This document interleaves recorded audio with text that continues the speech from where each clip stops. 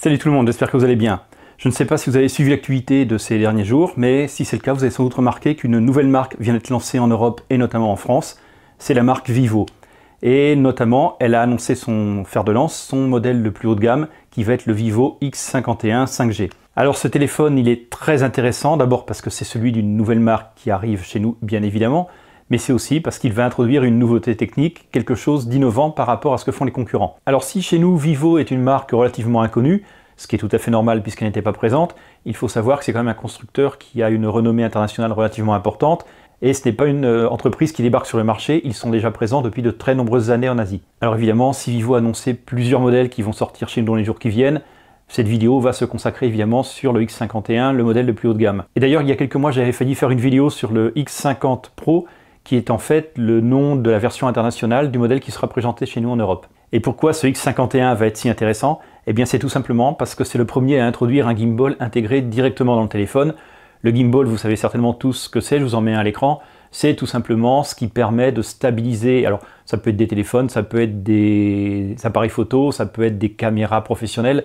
Bref, le but, quelle que soit sa taille, c'est de permettre la stabilisation d'une image en mouvement. Et ici, Vivo réussit l'exploit d'intégrer ce gimbal directement dans le téléphone, sans pour autant en faire un téléphone pavé, il reste à des dimensions tout à fait normales. Il va proposer une stabilisation sur 5 axes, et Vivo nous promet une stabilisation améliorée de 3 fois par rapport à ce qui se fait traditionnellement sur les stabilisateurs des autres smartphones. Mais ce gimbal, au-delà de la vidéo, où bien évidemment il va avoir une utilité, eh bien on va également retrouver une utilité vraiment intéressante sur la photo de nuit. Mais avant de parler de photo et de gimbal, parlons un petit peu du téléphone en lui-même. Déjà en termes de design, moi je le trouve vraiment très joli. Il a un côté très élégant, c'est un téléphone qui vraiment a un aspect assez premium au niveau extérieur. En tout cas, moi j'aime beaucoup. Nous allons retrouver un écran AMOLED Full HD+, de 6,56 pouces, avec le traditionnel poinçon en haut à gauche sur la façade avant. Cette dalle va bénéficier d'un taux de rafraîchissement à 90 Hz, et elle va avoir les bords incurvés sur le côté, ce qui lui donne vraiment ce côté un peu premium, justement, au niveau du design. Après, je sais que les bords incurvés, ça ne fait pas toujours l'unanimité. Au niveau de l'aspect extérieur, c'est quand même plutôt sympa. Et nous allons retrouver le capteur d'empreinte qui est présent sous l'écran de façon, là aussi, relativement traditionnelle. Le dos va être en verre mat, il y aura une seule couleur disponible en tout cas pour le moment en France. Alors par contre il faut savoir que ce dos, s'il est en verre, eh bien ce n'est pas du verre Gorilla Glass comme on retrouve traditionnellement, mais c'est un verre qui est produit par une marque concurrente, dont le nom m'échappe, mais en tout cas voilà, ce n'est pas du Gorilla Glass. A priori, là je mets de gros guillemets, il semblerait quand même qu'il soit relativement fragile au niveau du dos. Alors évidemment ce sera à confirmer dans le temps, mais sachez-le, si vous achetez ce téléphone, vous avez intérêt à le protéger avec une coque parce qu'apparemment, il y a quand même des petites faiblesses de ce côté-là. Et pour ce qui est du poids, il va peser 182 grammes.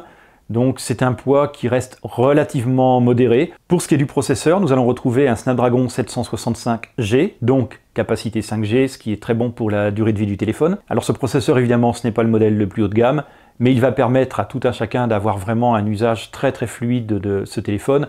Et vous le savez, ce n'est pas forcément toujours la puissance brute, c'est aussi l'expérience globale que l'on rencontre notamment avec la surcouche logicielle qui fait que le téléphone va être plus ou moins agréable à utiliser. En tout cas, n'ayez aucune crainte, il sera amplement suffisant en termes de puissance pour l'usage de 99% d'entre nous. Pour ce qui est de la RAM, nous allons avoir 8 Go de LPDDR4X et le stockage sera de 256 Go en UFS 2.1 sans possibilité d'extension via une carte microSD. La batterie, quant à elle, sera de 4315 mAh. Elle va bénéficier d'une recharge rapide de 33 watts, mais par contre, il n'y aura pas de recharge sans fil. En termes d'autonomie, je pense qu'on peut très largement tabler sur au moins une journée et demie, ça ne devrait pas poser de problème. Il n'aura pas la certification IP68, il est seulement certifié IP53, donc il va résister à des éclaboussures d'eau, à des petites projections de poussière, mais il ne va pas être étanche.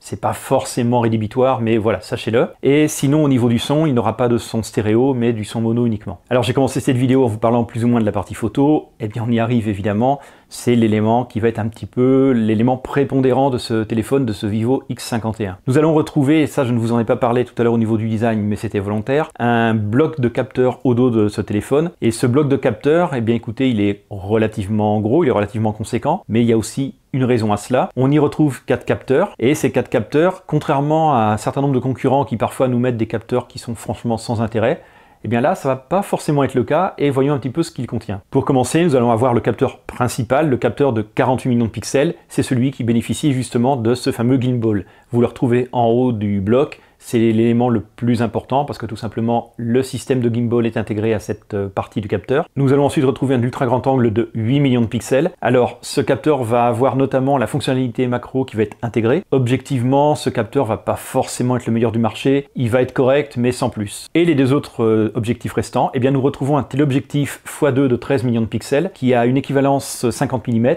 et qui va être plutôt destiné à faire des portraits. Et le dernier capteur, c'est un capteur de 8 millions de pixels qui là aussi est un téléobjectif avec un zoom x5. Alors je ne vous l'ai pas dit, mais les deux téléobjectifs bénéficient de zoom optique, donc ce ne sont pas des zooms numériques, ça reste des zooms de très bonne qualité, et c'est vraiment intéressant de voir justement les choix qui ont été faits par Vivo sur la composition de ces capteurs. Pour ce qui est de la caméra selfie en face avant, nous avons un capteur de 32 millions de pixels. Alors cette partie photo, elle est très intéressante comme je vous le disais, parce que justement c'est quelque chose quand même qui sort un petit peu de ce que nous font les autres constructeurs. On y retrouve un choix de capteurs assez intéressant. Alors évidemment, il faudra voir dans les faits ce que donnent exactement ces capteurs en termes de rendu à l'usage. Alors c'est vraiment intéressant de voir Vivo arriver sur le marché parce qu'il nous propose quelque chose de différent. Il y a l'utilisation de ce fameux gimbal qui est une innovation, qui est une nouveauté que j'espère nous retrouverons chez d'autres constructeurs un peu plus tard. Et il y a aussi quand même cette répartition de capteurs qui est là aussi très intéressante, qui change un petit peu des capteurs bidons qu'on retrouve chez certains constructeurs. Le rendu sera peut-être pas forcément idéal dans toutes les conditions, c'est possible, mais au moins je trouve qu'ils essayent autre chose et ça c'est intéressant. Alors comme je vous le disais, le gimbal ne va pas servir uniquement pour la vidéo, mais il va aussi être très utile pour la photo de nuit notamment. Et pour le moment, les premiers résultats qui sont revenus des tests préliminaires, eh bien ça donne plutôt quelque chose qui serait dans le haut du panier par rapport à la concurrence, y compris sur la concurrence haut de gamme. Donc ce téléphone a vraiment un côté très intéressant, et moi j'aime beaucoup ce côté innovation que nous propose Vivo. Et alors, je ne l'ai pas dit, mais la vidéo sera disponible évidemment en 4K, limité à 30 fps. Pour ce qui est de la partie logicielle, Vivo a une surcouche maison, mais ils ont fait le choix en Europe de proposer un Android stock quasiment pur, ce qui est à mon sens le meilleur choix qui pouvait être fait. Pour ce qui est du tarif de ce téléphone, alors il n'y a qu'une seule version, 8 Go, 256 Go, comme je vous le présentais tout à l'heure dans la partie hardware, et il va être lancé à 799 € avec une disponibilité au 30 octobre. Alors ce téléphone, en temps normal, j'aurais eu tendance à dire qu'il était très mal positionné en termes tarifaires. Par contre, concernant ce Vivo X51, il faut reconnaître qu'il a une innovation, une véritable innovation, quelque chose qui est quand même pas gadget, hein. Ce gimbal, c'est vraiment quelque chose de nouveau, ça apporte un vent de fraîcheur, et évidemment, il y a de la recherche et développement, il y a quelque chose d'intégré dans le téléphone. C'est pas purement du logiciel, c'est quand même quelque chose qui a un coût à fabriquer. Donc quelque part, ce tarif, je comprends un petit peu le positionnement de Vivo. Malheureusement, les acheteurs, eux, vont quand même regarder le prix, vont regarder les caractéristiques générales, et je crains que ce téléphone ait un petit peu de mal à se faire une place à ce tarif. Et c'est dommage parce que ce Vivo X51 est très intéressant. En tout cas, moi je suis vraiment content de voir Vivo débarquer en Europe et notamment en France, parce que c'est un constructeur qui apporte des choses, qui innove, qui cherche à faire des choses différentes, et c'est toujours bon dans un marché, ça permet d'avoir une concurrence plus saine. Donc, bienvenue à Vivo, j'espère que ce téléphone n'est que le premier d'une longue lignée. En tout cas, dites-moi dans les commentaires ce que vous pensez de ce téléphone. Est-ce que vous pensez que ce positionnement tarifaire est cohérent, ou peut-être le trouvez-vous vous aussi trop cher? Dites-moi ce que vous en pensez.